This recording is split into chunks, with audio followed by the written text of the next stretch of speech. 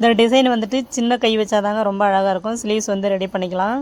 உள்ளே வந்துட்டு கேன்வாஸு இந்த டிசைனில் வந்துட்டு கேன்வாஸ் கட் பண்ணிவிட்டு மேலே வந்து சாரியோட கிளாத்தை வச்சு இது மாதிரி டிசைனாக கரெக்டாக கட் பண்ணிவிட்டு ஃபோல்ட் பண்ணிக்கலாம். இப்போ வந்து அது மேலே சென்டரில் வந்துட்டு ஒரு மார்க்கர் பண்ணிவிட்டு சுற்றி கரெக்டாக தையல் மேலே வந்து அடிச்சிருவோம். அந்த லாஸ்ட் எண்டுக்கு வர இடத்துலலாம் வந்துட்டு ஸ்டாப் பண்ணி ஊசி உள்ளே உட்கார வச்சு அதுக்கப்புறம் திருப்பிக்கலாம். ப்ளவுஸ் பீஸ் வந்து சுருக்காமல் நல்லா நீவி விட்டு அழகாக அடிப்போம். ஃபுல்லாக ரவுண்டு ஷேப்பில் அடித்து எடுக்கலாம்.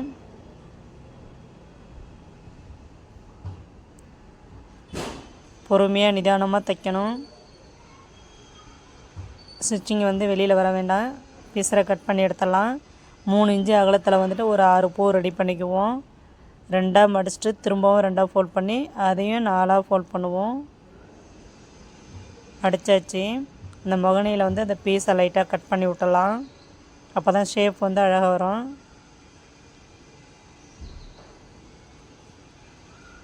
ஓரமாக கொஞ்சமாக ஒரு 2 நூல் அகலத்தில் இடத்த விட்டுட்டு ரஃப் அடித்து தையல் போட்டலாம்.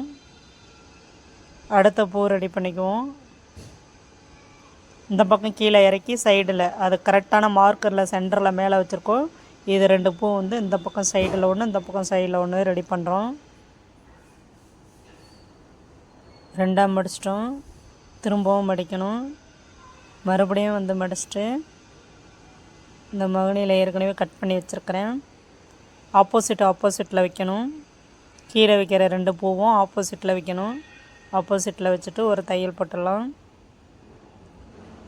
ரஃப் அடித்தாச்சு. இப்போ அதுக்கும் கீழே வந்துட்டு எக்ஸ்ட்ரா உள்ள நூலெல்லாம் கட் பண்ணிவிட்டு கீழே வந்துட்டு ஒரு 2 பூ வச்சிட்றோம்.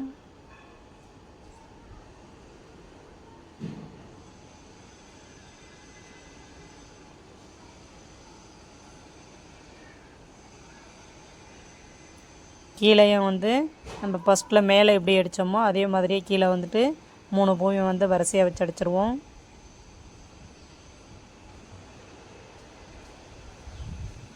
ரெண்டு பூவை மட்டும் ஃபஸ்ட்டு அடிக்கிறோம்.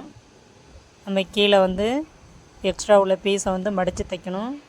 மடித்து தைச்சிட்டு லாஸ்ட்டாக அந்த பூ பாருங்கள், இந்த முகம் அழகாக அந்த முக்கோண ஷேப்பில் வந்துட்டு திருப்பி இந்த பக்கம் வச்சுட்டு அந்த லாஸ்ட்டாக 4 பீஸையும் வந்துட்டு ஒரு தையல் போட்டுக்கலாம்.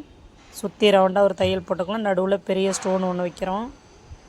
அதனால் 4 பீஸும் வந்துட்டு அந்த முக்கோண ஷேப்பை வந்து உள்ள பீஸ் தெரியாமல் நல்லா அழுத்தி வச்சு கவர் பண்ணிக்கிறோம்.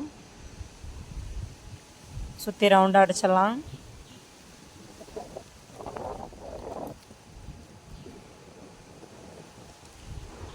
கொஞ்சம் நிறுத்தி அடிப்போம்.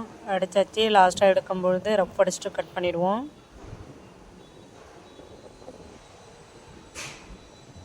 இப்போ கீழே உள்ள பீஸை வந்துட்டு அதே முக்கோண ஷேப்பில் வந்துட்டு நல்லா அழகாக கீழே வச்சு இழுத்து வச்சுட்டு ஒவ்வொரு மணி தைச்சிருவோம்.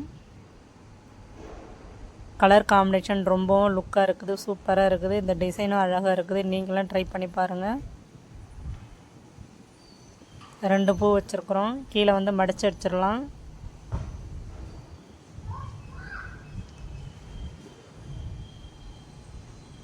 கம்மு வச்சுட்டு சென்டரில் வந்துட்டு ஒரு ஸ்டோன் விட்டுறோம். சுற்றி எல்லாத்துலேயும் ஒரு மணி கட்டிடலாம். மணி வேணாலும் கட்டிக்கலாம், இல்லை நம்ம ஊசியால் அந்த இடத்துல தைச்சிட்டு ஸ்டோன் கூட ஒட்டிக்கலாம்.